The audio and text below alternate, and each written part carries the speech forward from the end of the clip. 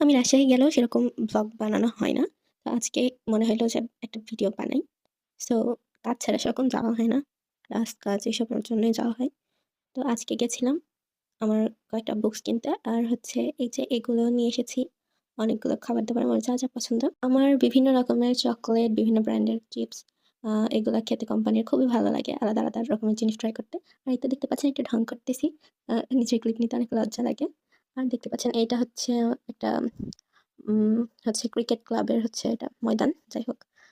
এই তো চারিদিক একটা গ্রাম কত সুন্দর দেখতে পাচ্ছেন। আমাদের রাস্তা রাজশাহীর আ যারা রাজশাহীতে ঘুরতে চান অবশ্যই আসবেন।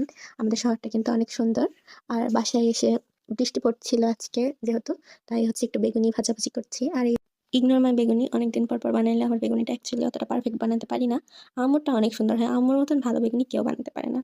আর এই তো একটা ব্রুভানার স্পোর্টস প্লাস ইলেক্ট্রোলাইট বেভারেজ একটা এনার্জি ড্রিংকস নিয়েছিলাম।